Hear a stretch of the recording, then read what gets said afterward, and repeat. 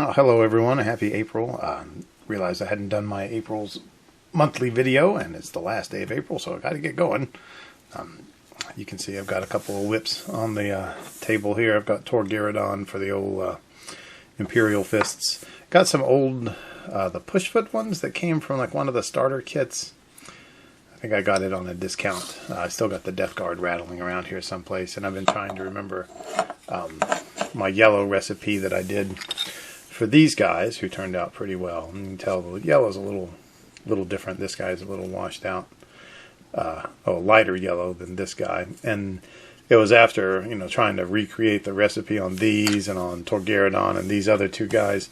And I remember that I base coated these guys with a completely different yellow, and these are base coated with black, and then coated up brown, and then yellow, and then lighter yellow. And I'm like, oh yeah, I did these guys the easy way. Because I just did them yellow with panel line wash from Tamiya for Gundams. And, honestly, they look really good on the tabletop.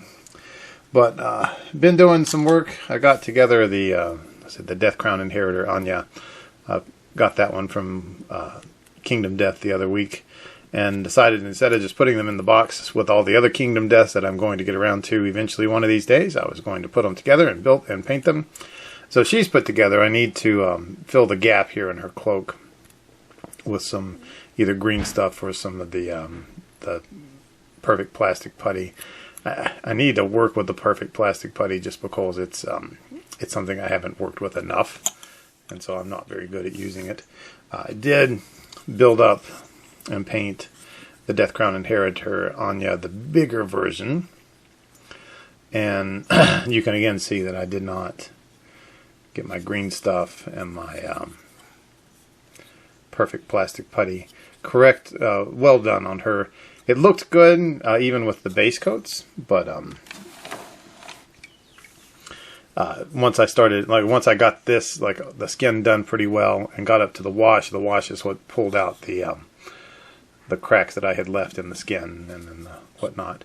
Overall, I'm actually pretty satisfied with her. I liked the purple to maroon base where it looks very bloody there. But yeah, and her skin didn't turn out bad. It wasn't the best. Her hair was okay. She had kind of like this sculpted in Joker smile,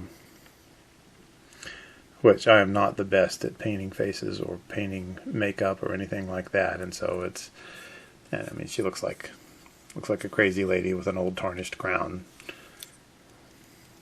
Tarnished. Sitting in a necrotic stone-ish hand. Yeah, she turned out pretty well. Got my Roman Tribune finished. I can't remember if I had him finished the last time. You'll notice that this bit is not correct. It should be rotated 90 degrees this way. But when I painted it on, I thought I had scoped out how the arm was on the back of the shield. I was like, okay, so I need to paint this. The shoulder is up, then this is up, and that needs to be up. And when I went to dry fit it after I had set it down and painted all the rather amateurish freehand, I realized what I had done, and I was going to change it. And then my little girl came in, and she's like, "Oh, Daddy, I like that picture. It's very pretty." And so I said, "All right, well, we'll just keep it then and not worry about it." But he turned out pretty well. It did end up going rather Greekish with the little tassels here on his leather tunic underneath, just because it made it a little more visually striking than just red all the way through. The bronze was actually a lot easier than I thought it would be. I just did undercoated with Balthazar Gelt and then dry brushed on with bronze. And there you go. A little bit of Vallejo Model Air and the toes and everything. The base is sand and Elmer's glue with some larger pieces of rock, like ballast put in. And it took a thing from Night Shift where I went out and I picked out a lot of the different rocks in different colors after I had like uniformly dry brushed, and then I went through and started picking out like 4 different colors. I think it's like a cork brown, and then Deneb stone or Rakarth flesh, a slate color, I think that's German gray, and then like a lighter brown. And then I just left some of them with the dry brush on them. And the washes, because you can see like greens and browns and a little bit of black in there to make the soil semi-uniform, but also very, very varied as well. And his face turned out all right. I am not quite good enough to paint pupils. He's only a little cross-eyed, and so there you go. The black feathers on the top, and it's just black feathers. Working on my next project. It's got a rather colorful base. This is the LimboDivision's rabbits. Their first group of rabbits here, and like here is the auto shotgun rabbit.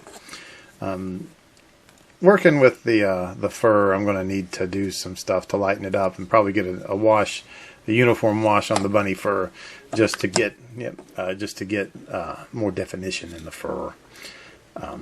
The auto shotgun here is amusing. My plan, if you look, I've got Rakarth flesh on these, and then I'm going to come in with Doombull brown and paint the armor plates and the ablative armor here, and paint them up like the hazelnuts here, where I've got the Rakarth flesh. I'm going to go back over it with Iraqi sand, and then I'm going to go over it with Skeleton Horde contrast, or snakebite leather contrast, which gave these things. This is Iraqi sand with the Skeleton Horde on it, and this is the Doombull brown with the Skeleton Horde on it, and it gives it a much more rich color brown, because it's basically a viscous ink or glaze or something. I don't know. It's contrast magic. These green seeds on here, they looked like pistachios to me, and so that's what I painted them as, and then read the description. And the rabbit that is the corresponding edible for these things is named Almond, but he's also a little bitty rabbit, so I'm going to pretend these are unripe almonds, and then I don't have to paint them. The other rabbit is Holly, and he will get red and green, and so this guy, being hazelnut, will get the hazelnut treatment. And so we'll see how that goes, and see if I can go through with that theme in the LimboDivision bit.